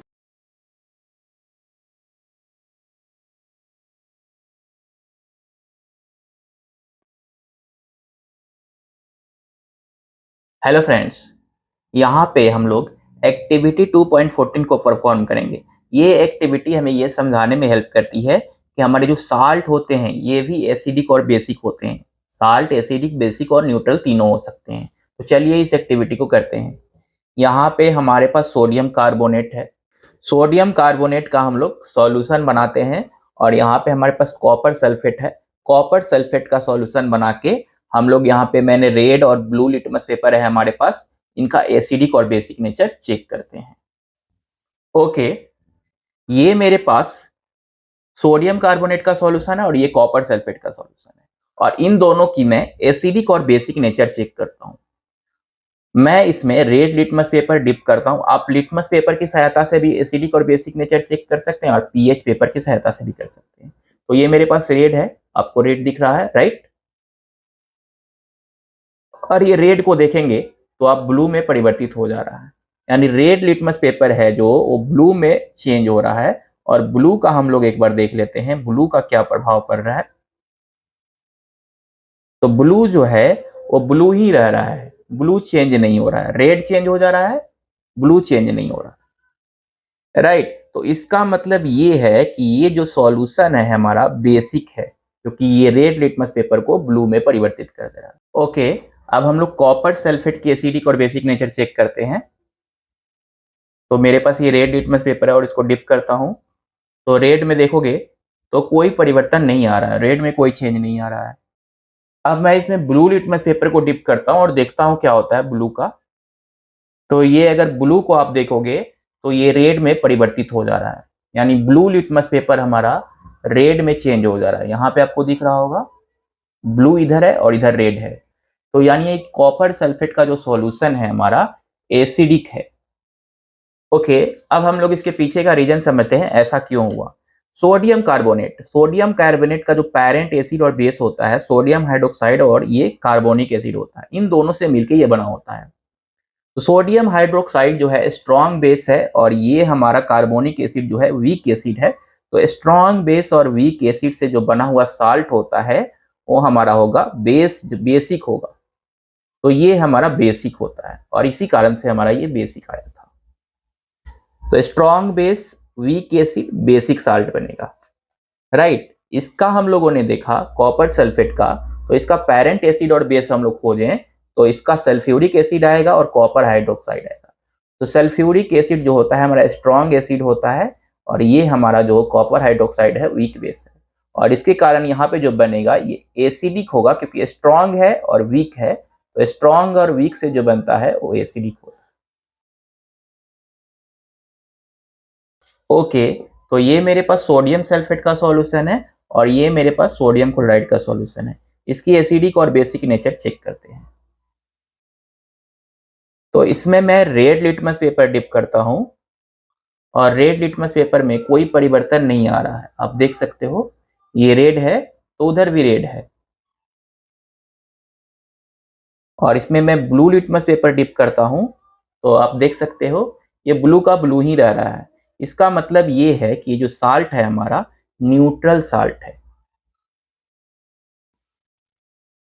इसमें मैं ब्लू लिटमस सोडियम क्लोराइड में ब्लू लिटमस पेपर डिप करता हूं तो ये ब्लू में कोई परिवर्तन नहीं आ रहा है। आप देख सकते हो ब्लू का ब्लू ही रह जा रहा है। और अगर मैं रेड लिटमस पेपर डिप कर रहा हूं तो ये रेड का रेड ही रह जा रहा है। तो यानी ये दोनों जो है हमारा न्यूट्रल साल्ट है। तो इसका हम लोग रीजन देख लेते हैं क्यों ऐसा हुआ। तो ये मेरे पास सोडियम सल्फेट था। सोडियम सल्फेट जो है हमारा इसका पेरेंट एसिड और बेस सल्फ्यूरिक एसिड और सोडियम हाइड्रोक्साइड है। यानी ये दोनों स्ट्रॉन्ग एसिड है और स्ट्रॉन्ग बेस। स्ट्रॉन्ग एसिड और स्ट्रॉन्ग बेस से जो साल्ट बनता है वो न्यूट्रल होता है। इसका भी रीजन अगर हम लोग देखें तो इसका पेरेंट एसिड और बेस अगर खोजें तो ये हाइड्रोक्लोरिक एसिड और सोडियम हाइड्रोक्साइड। तो ये स्ट्रॉन्ग है और ये भी स्ट्रॉन्ग है, तो इसलिए हमारा ये न्यूट्रल होगा। स्ट्रॉन्ग एसिड और स्ट्रॉन्ग बेसिड जो होते हैं वो न्यूट्रल बनाते हैं, न्यूट्रल साल्ट को जन्म देते हैं।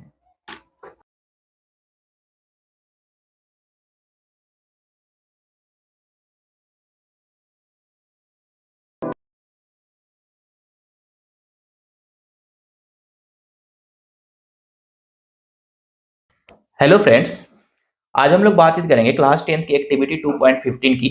और ये एक्टिविटी हमें वाटर ऑफ क्रिस्टलाइजेशन के कंसेप्ट को समझाने में हेल्प करती है, राइट। ये हमारे पास देखो यहाँ पे मैंने कॉपर सल्फेट ले रखा है और वही टेस्ट ट्यूब में कॉपर सल्फेट यहाँ पे भी है।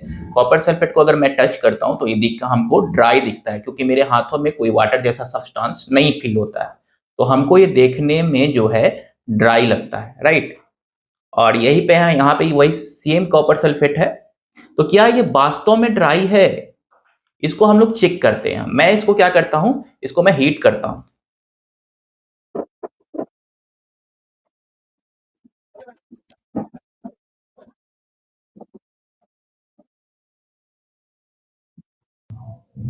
सो एक चीज आप यहाँ पे अगर टेस्ट ट्यूब में को देखो तो आप नोट करोगे टेस्ट ट्यूब के चारों तरफ आपको वाटर ड्रॉपलेट्स मौजूद होंगे। ये वाटर ड्रॉपलेट्स आए कहाँ से, क्या वह इससे इस रिएक्शन में कोई रिएक्शन होता है कि नया सब्सटेंस बनता है वाटर। तो ऐसी कोई बात नहीं, यहाँ पे कोई ऐसी रिएक्शन नहीं होती है जिसमें वाटर का फॉर्मेशन होता है। तो ये वाटर ड्रॉपलेट आखिरकार आए कहाँ से, ये वाटर ड्रॉपलेट बेसिकली इस क्रिस्टल में ही मौजूद रहते हैं। ये हमारा जो कॉपर सल्फेट का ब्लू क्रिस्टल था उसी में मौजूद रहते हैं ये वाटर, और वहीं से ये वाटर ड्रॉपलेट्स आता है। तो ये देखने से तो हमको लगता है कि सूखा है, ड्राई है, लेकिन वास्तव में वेट है।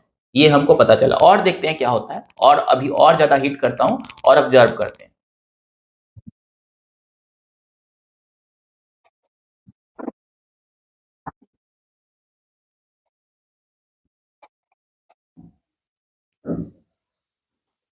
सो अगर आप अब इस क्रिस्टल को ऑब्जर्व करोगे तो ये देखो यहाँ पे ये व्हाइट दिख रहा है। तो अब ये व्हाइट क्यों हो गया, क्या कोई नया सब्सटेंस व्हाइट बना? ऐसा कुछ नहीं है, यहाँ पे कोई नया सब्सटेंस भी नहीं होता है। तो बेसिकली ये हुआ क्या, इसको हम लोग समझ लेते हैं, इसको हम लोग समझ लेते हैं।